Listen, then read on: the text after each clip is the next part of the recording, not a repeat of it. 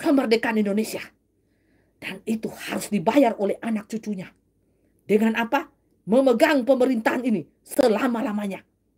Tidak ada keturunan lain yang bisa memegang bangsa Indonesia ini kecuali keturunan langsung dari Presiden RI Soekarno.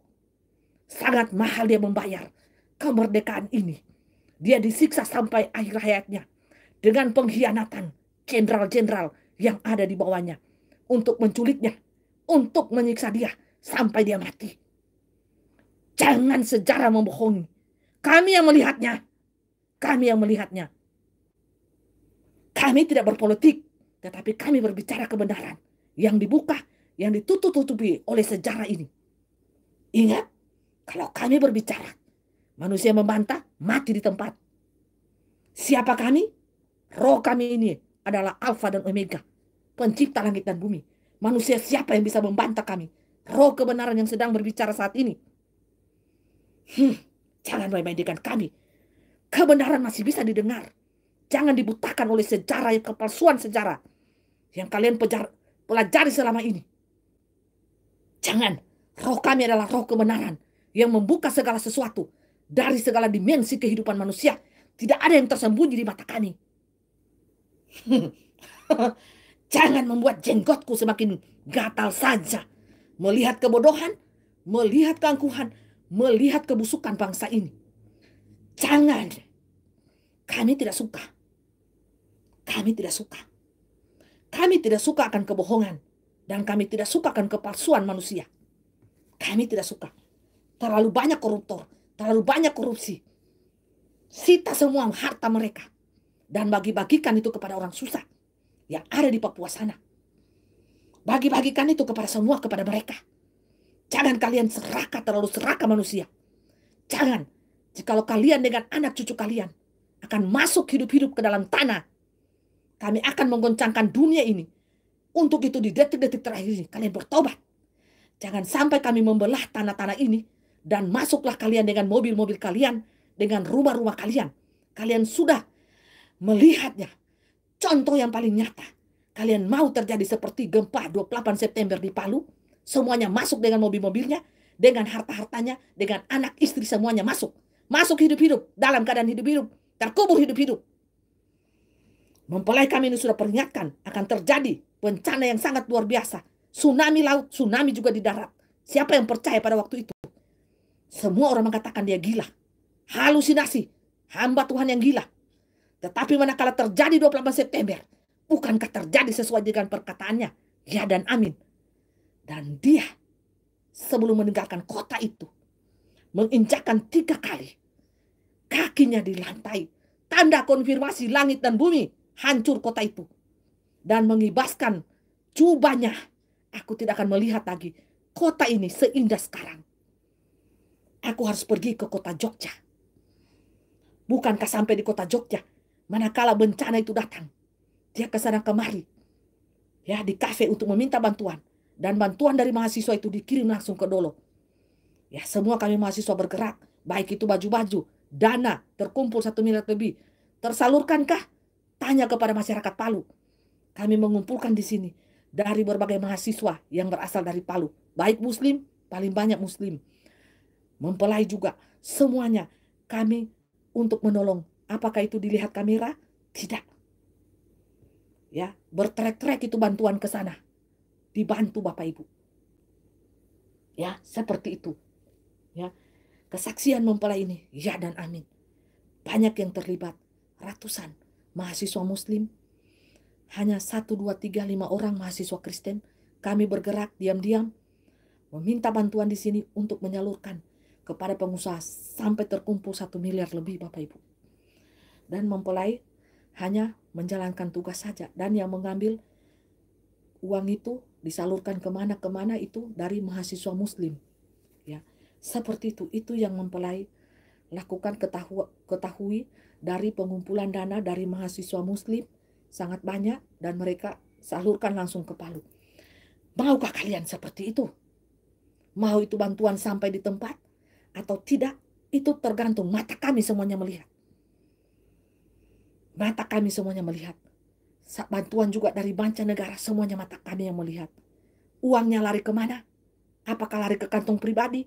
Lari ke pengungsi-pengungsi? Semuanya kami yang melihatnya. Dan kami akan meminta pertanggungjawaban dari setiap pribadi-pribadi yang memegang mamon pada saat itu. Bukankah sudah terlewati bertahun-tahun? Dan sekaranglah masa penghakiman itu akan datang kepada dirimu.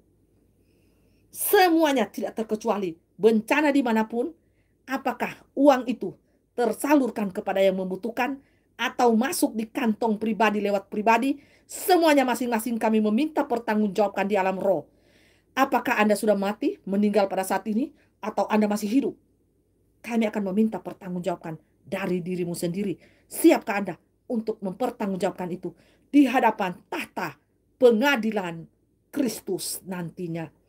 Ya, ada semuanya. Harus Anda mempertanggungjawabkan setiap tutur kata Anda, perbuatan Anda, tingkah laku Anda, karakter Anda. Semuanya harus Anda mempertanggungjawabkan di pengadilan Kristus nantinya. Semua tahta kehidupan, buku kitab kehidupan akan dibuka. Dan semua seperti layar kehidupan akan terbuka di hadapan kami. Tidak ada yang tersembunyi. Ya, dan semua jadi penonton. Itu akan diputar masing-masing. Sekian informasi daripada kami. Semoga kita berbahagia, berselamat malam, berselamat pagi di belahan dunia manapun. Semoga kita memiliki roh takut akan Tuhan, karakter Tuhan, mencintai kedamaian, mencintai, mengasihi sesamamu manusia seperti dirimu sendiri. Mengasihi Tuhan Allahmu dengan segenap hatimu dan dengan segenap jiwa ragamu dan dengan segenap hartamu dan dengan segenap apapun yang ada di dalam milikmu. Itulah yang akan dicintai oleh Tuhan Bapa Yahweh, Bapa Surgawi, Tuhan Yesus Kristus. Rohnya berkuasa ya dan amin. Dari awal penciptaan, pertengahan penciptaan, dan di akhir penciptaan. Ya dan amin. Dialah yang awal dan dialah yang akhir. Dialah yang awal pencipta dan dialah yang akan menutup zaman ini dengan penghakiman yang dahsyat bagi umat manusia di muka bumi ini. Seluruh umat manusia, tidak ada yang terkecuali. Ya, untuk itu pesan mempelai, karena mempelai sangat mengasihi umat manusia, diberikan waktu sedikit untuk mempelai bersaksi pada saat ini sebelum waktu pintu anugerah tertutup rapat di dunia ini. Untuk waktu dunia ya, waktu alam roh sudah tertutup rapat. Untuk berjalan di waktu dunia ini, menunggu waktu dunia ini berputar sangat lambat, mempelai diberikan waktu kesempatan untuk menyampaikan pesan-pesan dari dunia supranatural ilahi. Kalau Anda tidak tembus di dunia supranatural ilahi ini, diam dan bertobat. Ambil langkah yang baik untuk diri Anda. Langkah hati yang Anda memiliki hati, Anda memiliki mata hati. Dan hati Anda bisa berbicara. Ambil tindakan yang terbaik untuk Anda. Jangan banyak tanya, jangan banyak bacot, jangan banyak tingkah. Hati Anda yang berbicara. Dosa apa yang Anda lakukan? Dan langkah yang Anda harus ambil pada saat ini apa? Pertobatan yang sungguh-sungguh di hadapan Tuhan. Ya, jadi seperti itu penyampaian dari dunia 001. Mempelai kami ini hanya kami pakai tubuhnya. Jangan benci kepada mempelai kami ini, karena orangnya sangat kocak. Ya, jangan membenci kepada mempelai kami ini, karena dia sangat cantik hatinya. Ya, dia membantu kalian tanpa memandang agama, ras, dan suku bangsa. Jangan pernah kalian membenci mempelai kami ini, karena di mulutnya ada gada dan besi. Pengajaran yang membawa Anda ke jalan yang sangat bahagia. Jalan surga. Bukan dia membawa Anda ke jalan neraka. Seperti seorang karnet angkot. Ayo, ayo pergi ke Jakarta. Ayo, ayo sini. Jakarta bis, Jakarta bis, Jakarta. Ternyata namanya juga kenek. Ternyata dia bawa Anda ke Bandung. Bukan ke Jakarta. Tapi promosinya ke Jakarta. Lalu Anda bilang, kok saya tiba di Bandung? Kanek bilang, oh ternyata maaf, saya salah ngomong, kepleset lidah. Saya mau katakan tadi ke Bandung. Ternyata saya salah ucap ke Jakarta. Tujuannya ke Bandung. Nah, tahu-tahu dia cuma salah omong. Ya, salah omong sudah salah tujuan. Jadi siapa yang komplain? Jadi Karnet bilang, maaf ya, nanti Anda cari bis yang lain lagi ya untuk melanjutkan perjalanan Anda ke Jakarta. Ternyata salah, salah rute, salah rute saya. Saya berteriak-teriak mau ke Jakarta, ternyata sopirnya bawa Anda ke Bandung. Nah, seperti itu. Tapi mempelai kami ini bukan seorang kenek yang membawa Anda promosi. Ayo, ayo, ayo, ayo, naik bis, naik bis, naik bis. Jalan ke surga saya tahu karena saya naik turun surga. Jalan ke surga ini loh, jalan ke surga ini sempit. Harus bayar dengan eh, darah penebusan Yesus Kristus di atas kayu salib, Isa dan Maryam yang telah menebus dosa-dosa kita. Ya, dari sejak lahir sampai kita dewasa. Siapa yang bisa menebus dosa kita sendiri? Terlalu banyak dosa daripada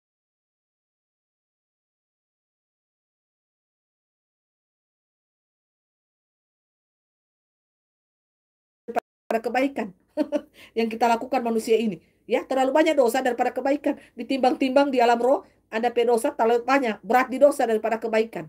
Oh, haleluya. Bagaimana bisa menebus dosa ini kalau bukan Tuhan Yesus sendiri yang telah mengorbankan tubuhnya di atas kayu salib ya. Itu pengorbanan tunggal. Itu Tuhan Yesus itu sendiri. Itu Bapak Yahweh sendiri, Bapak Ibu yang punya sorga coba. Saking bernilainya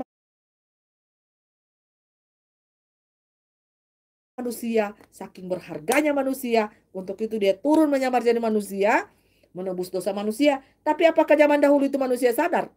Ya manusia tahu? Tidak. Manusia ini buta tuli telanjang, Bapak Ibu tidak tahu. Ya, tidak tahu. Sedangkan ahli-ahli kitab saja, ahli-ahli Farisi, ahli Taurat tidak tahu. Padahal mereka siang malam loh baca Alkitab. Siang malam baca buku kitab kehidupan. Tapi mereka tidak tahu Bapak Ibu. Mereka tidak tahu itu yang turun itu Tuhan Yesus Kristus Bapak Yahweh. Karena apa? Di alam roh buta tuli telanjang. Soalnya manusia ini suka kenikmatan dunia. Coba orang-orang yang suka kenikmatan dunia. Terjebak semua. Terjebak dengan tanda 666. Terjebak semua mereka Bapak Ibu ya. Hanya orang-orang yang membayar harga saja yang tidak terjebak. Perhatikan Bapak Ibu. Disaring baik-baik kita ini ya. Yang mana gandum benar-benar gandum. Yang mana ilalang. Yang mana domba-domba asli yang senantiasa memasang telinga untuk suara gembalanya, gembala agung Tuhan Yesus Kristus, firman yang hidup itu yang peka di alam roh, yang memiliki kerendahan hati, hanya itu saja yang tahu Bapak Ibu. Tanda 66 itu ada di mana? Ya, ada di cairan mana? Hanya hanya itu saja yang ada di jus alpokat itu dan alpokado. yang yang tidak yang tidak tahu Bapak Ibu, yang buta tuli telanjang ini sombongnya minta ampun, mereka enjoy malah bangga lagi menerima tanda itu. Tapi sekarang mereka sudah ketakutan Bapak Ibu. Pas sadar ya udah kebongkar semua kan, sadar tidak ada gunanya Bapak Ibu. Ya, mempelai bilang kejar saja mereka yang bangga-bangga terima tanda itu. Kejar saja mereka ya. Makanya harus digunakan di dalam Taman Eden ini. Tidak Bapak Yahweh itu larang sekali menggunakan kode itu. Bapak Ibu harus dimusnahkan, alat-alatnya itu harus dimusnahkan. Ya, manusia itu tidak boleh dinilai dengan seharga barang, dengan seharga sayur 5 rupiah, 10 rupiah. Ya, baru bisa membeli kok tidak Bapak Ibu, tenggelam semua. Apa yang mereka dapatkan, harta yang kekayaan yang mereka dapatkan dari tanda itu, ya, akan binasa semuanya Bapak Ibu, akan terkubur hidup-hidup. Ini mempelai kasih ingat dari dunia 01. Semuanya Bapak Yahweh bilang akan dimusnahkan pada waktunya kalau mereka tidak bertobat. Mempelai harus sampaikan ini secepatnya supaya mereka ambil pertobatan, musnahkan semua alatnya itu supaya kotanya bangsa ini terselamatkan. Karena ini Taman Eden, ini milik kepunyaan Tuhan ini. Bukan milik kepunyaan manusia. Bukan milik juga kepunyaan Lucifer. Lucifer itu diusir dari Taman Eden ini. Diusir, dia tidak boleh dia berkuasa di Taman Eden ini. Kata Bapak Yahweh, akulah yang berkuasa di Taman Eden ini. Jangan membuat, jenggotku ini gatal dan aku cabut satu jenggotku ini. Murkalah aku. Tuh, murka. Tak cabut satu jenggot ini. Gempa 20 magnitudo kota kalian. Tak tanam hidup-hidup. Cabut semua, diusir itu Lucifer dari kota bangsa ini. Siapa yang tidak mau taat, mau patuh, kasih keluar negeri, kasih terbang di laut. Kasih terbang di laut. Tidak mau bertobat, kasih terbang di laut semua. Artinya pindah alam semua ya. Laut jadi laut jadi daratan, daratan jadi lautan. Haleluya. Haleluya. Jadi bangsa-bangsa lain akan melirik tinggal di Taman Eden ini semua. Mereka tahu kebenaran, terbuka mata mereka. Dengan kekayaan yang sangat banyak di Taman Eden ini, masih banyak gunung-gunung. Bangsa dari Arab, dari Cina, dari Belanda, dari Amerika, tidak usah persulit. Kasih masuk, kau pergi keluar itu gunung-gunung. Masih banyak gunung. Haleluya. Masih banyak gunung itu. Pergi kelola, beranak cucu di gunung-gunung. Jangan cuma jangan cuma masuk di kota. Kau sanang-sanang, happy-happy, party-party. Jangan. Kalau orang mau masuk, pergi taruh di gunung. Kalau lah itu gunung, karena di gunung itu ada sungai, ada air, yang penting hidup.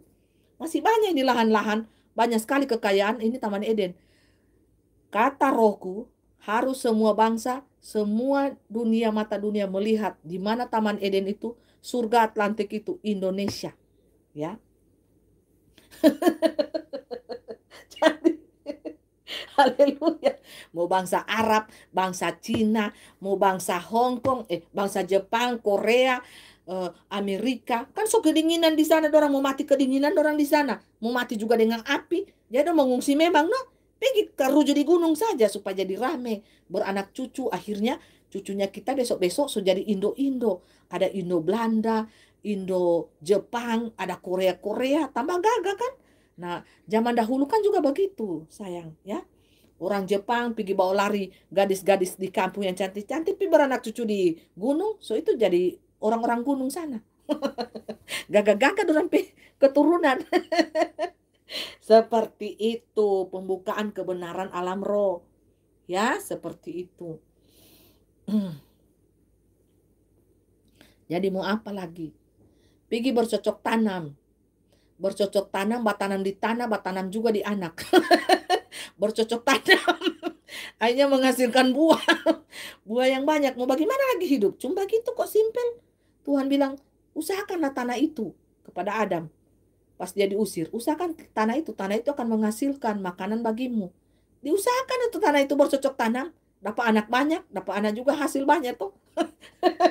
Tanaman juga banyak, tanam ubi sayang. Tuh Satrio Baja Hitam sobat tanam ubi. Sobat cabu ubi dia. Ada orang batanam Satrio Baja Hitam tukang baca bu ubi. Kan so tidak ada penjahat nanti. Besok-besok kan so tidak ada penjahat. So pindah alam semua tuh orang-orang jahat, orang serakah, ya orang munafik, orang sombong so pindah alam tuh. Jadi Satrio Baja Hitam so tidak ada tugas, dia kurang baca cabu ubi. Dengan Ultraman, dengan Satrio Gendeng 212, Tapak 12, dengan siapa lagi DP Taman, dengan Satrio Baja Putih. So baca bu ubi semua dorang batanam ubi, baca bu ubi. Jadi apalagi Bapak Ibu yang mau takutkan? Tidak ada. Ini Taman Eden, kota Atlantik yang hilang. Kekayaan sangat banyak. Apa ya Bapak Ibu yang mau takutkan menghadapi akhir zaman ini? Tidak ada. Selagi masih ada Tuhan dengan kita, marilah kita bercocok tanam. Bercocok tanam di tanah, bercocok tanam juga di alam jasmani fisik, menghasilkan anak-anak yang banyak, di dalam tanah menghasilkan ubi-ubi yang banyak, buah-buahan yang segar. Jangan malas, harus rajin bercocok tanam. Haleluya. Tuhan Yesus mengasihi kita sekalian ya. Pada saat ini sampai kesudahan zaman ditutup ya. Jadi santai saja ya Bapak Ibu, jangan takut. Kita adalah umat-umat pemenang. Aku mau lari ke hutan Amazon.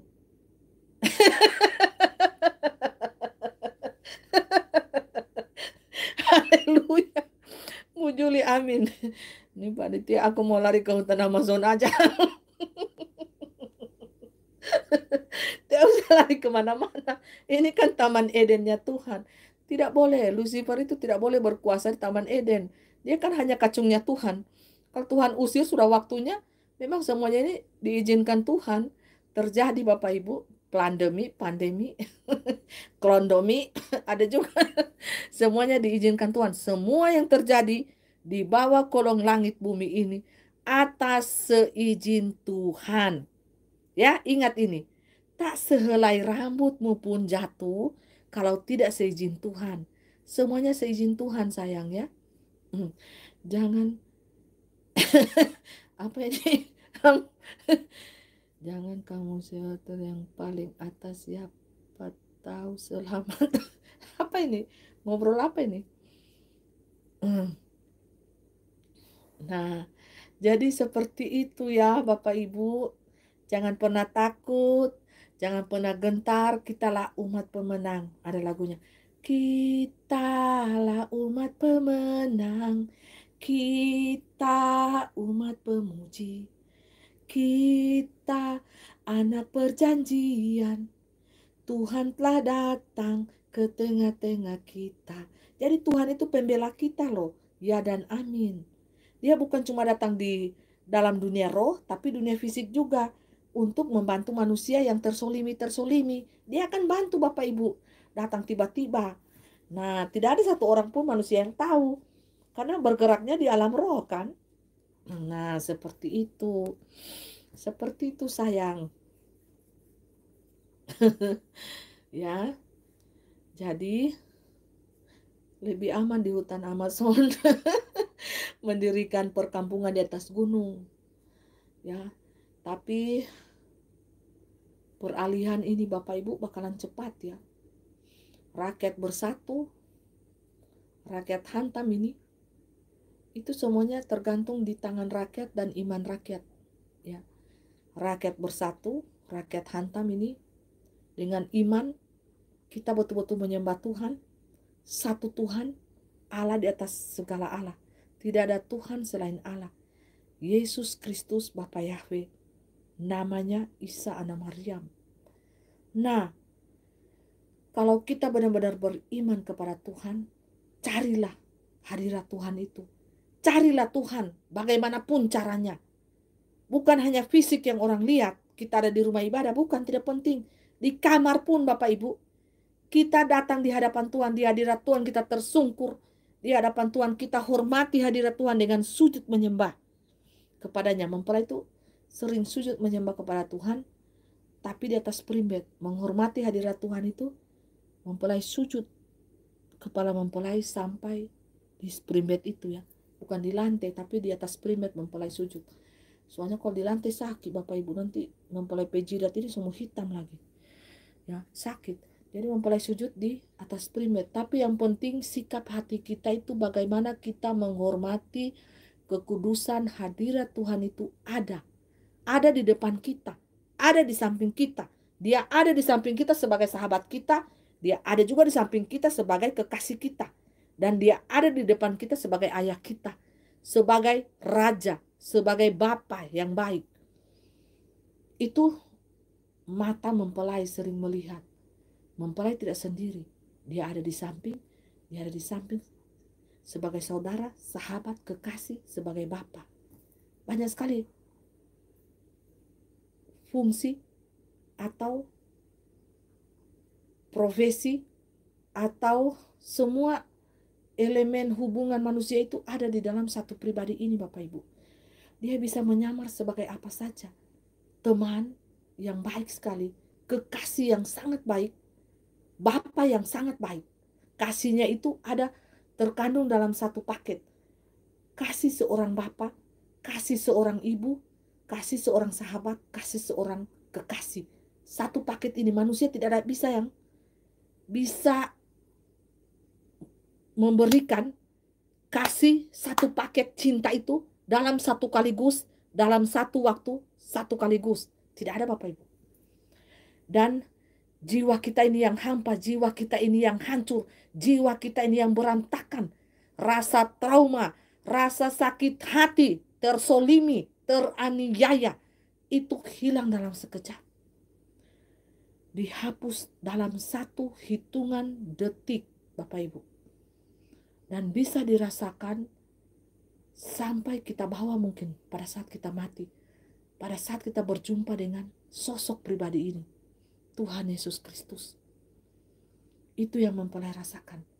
Mempelai betapa terpuruknya, tersoliminya, teraniayanya. Tapi apakah dunia melihat mempelai teraniaya? Tentu tidak.